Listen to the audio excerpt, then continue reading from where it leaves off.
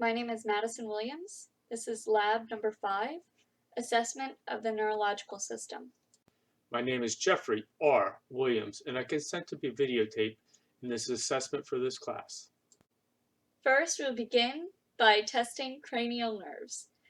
The first cranial nerve number 1, is the olfactory nerve.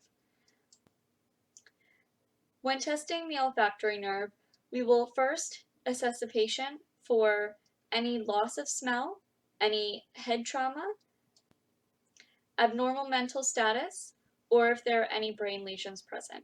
We would present the patient with objects to smell with both eyes closed and occluding one nostril at a time and inhaling to see if they can identify the scent presented.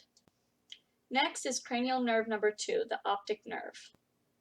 To test for the cranial nerve number 2, the optic nerve, we will use the confrontation test. Confrontation test will include taking an opaque card and covering the patient's one eye and the nurse's opposite eye. We will stand 2 feet apart, and I will take my finger and ask the patient to tell me when they can see my finger. I can see it. Tell me when. See it. See it.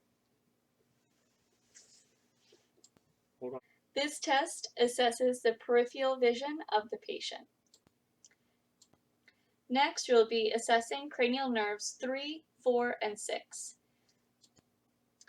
We'll be using our pen light to assess the patient's pupils, size, accommodation, as well as if there is any nystagmus,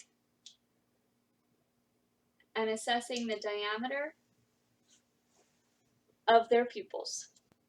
We'll also be assessing the symmetry of movement as well as the cardinal positions of gaze. This is done by having the patient focus on a finger that is in front of them and having them follow it in the 6 cardinal positions. You'll be looking to make sure that their pupils move symmetrically and look for any ocular twitching or any movements known as nystagmus. Cranial nerve number 5, the trigeminal nerve, is assessed by palpating the jaw muscle. You'll first begin by placing your fingertips on the masseter muscle and asking the patient to clench their jaw. You should feel symmetry on both sides, and then you should also try to move the jaw with the chin to see if they will have any movement or any weakness indicated in their muscle tone. After testing the motor functions, we will now test the sensory function of cranial nerve number 5. First, I will ask the patient to close both of their eyes, and I will ask them to tell me when they feel a sensation on their face. I will ask them to say the word now. We will begin at the ophthalmologic point, the maxillary point, and then the mandibular joint. We will make sure that the sensation is equal on both sides. No. Next, we will be assessing cranial nerve number 7, the facial nerve. The motor functions of these nerves are done and tested by asking the patient to first smile with their teeth and assessing to make sure that it is equal on both sides. Then we will ask the patient to return to a neutral facial tone and ask the patient to puff out both cheeks with air. Good.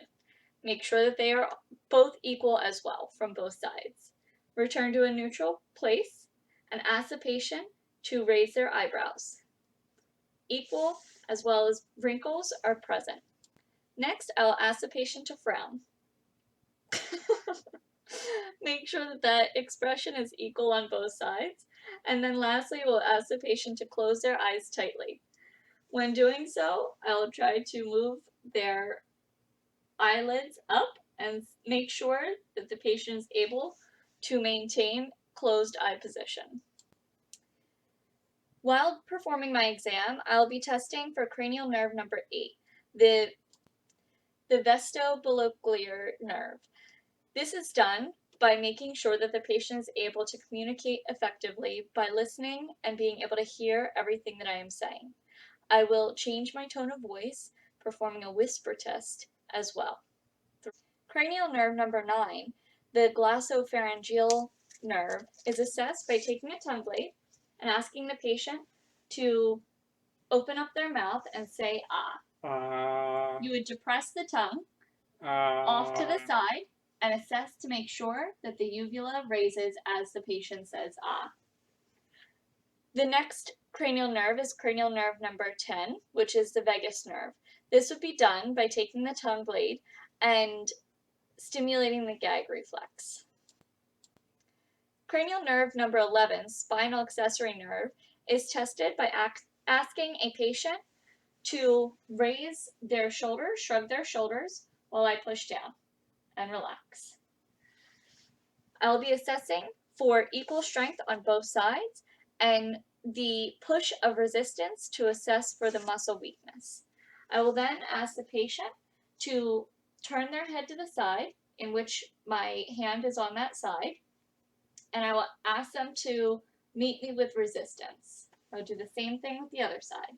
So have them turn and then push against my hand.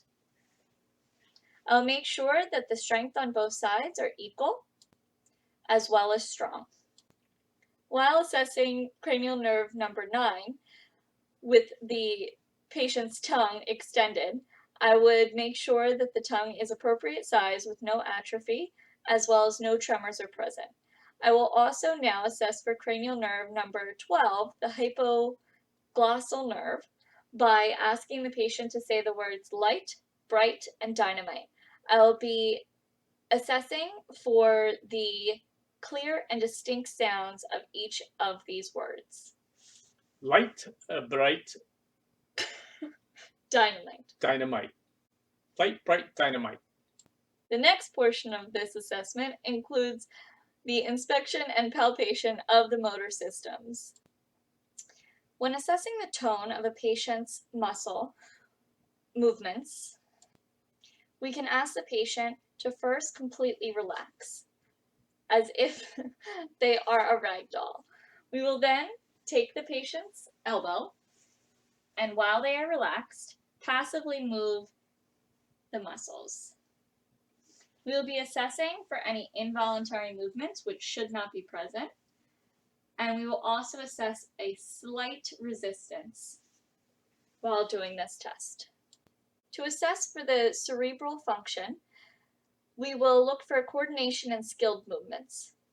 We can do the finger-to-finger test, which is asking the patient to put out their hand and put each finger to their thumb, one at a time. And then we will ask the patient to take their pointer finger straight out and then placing it to their nose. This is done with their eyes open. You'll repeat the same thing with the other arm.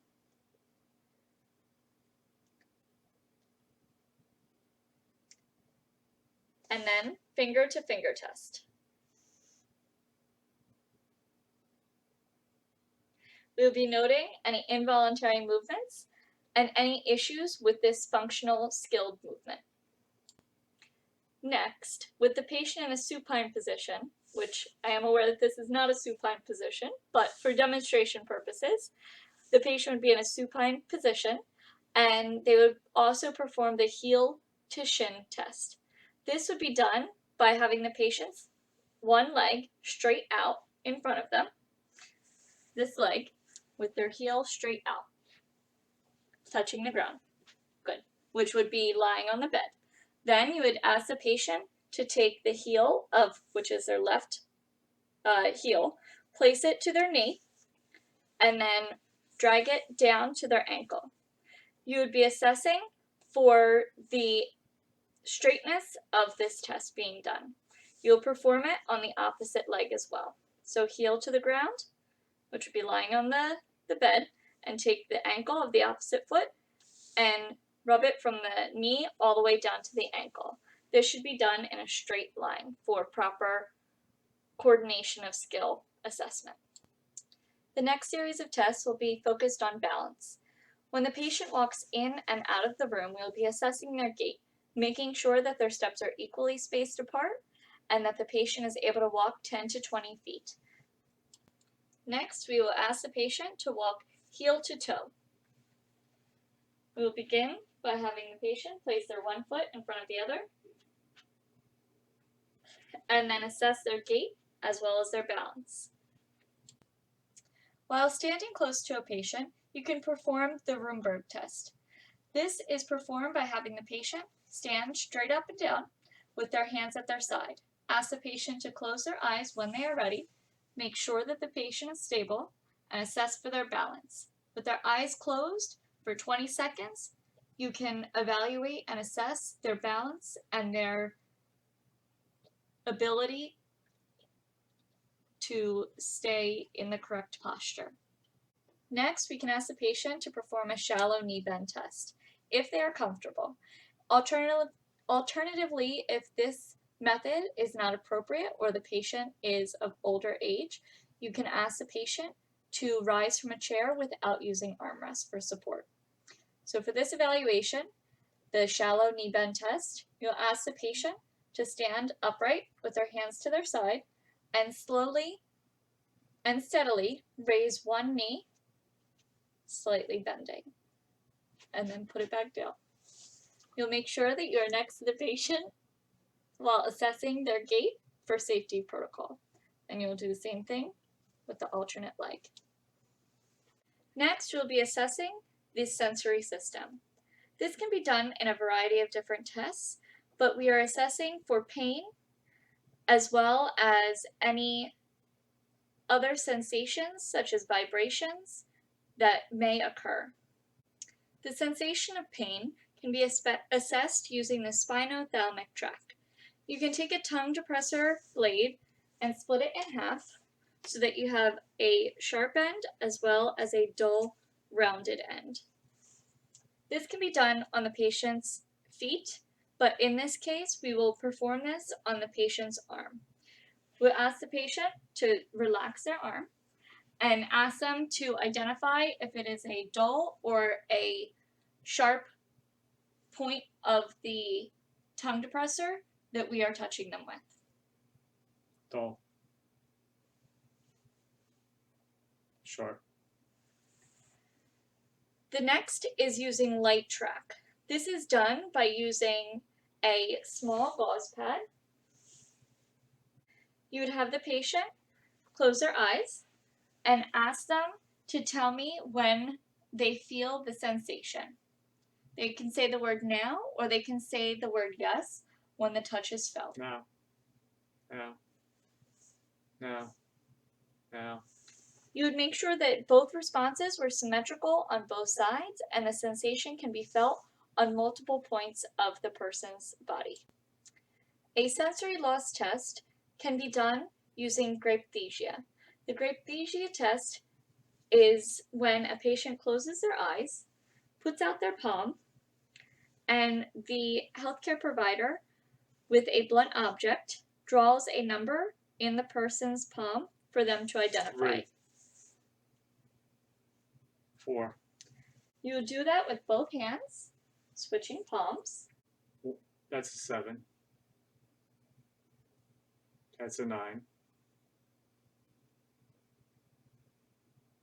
This concludes lab assessment number 5, assessment of the neurological system. Thanks for watching. The next portion of this assessment will include inspection. You can get up to $1,700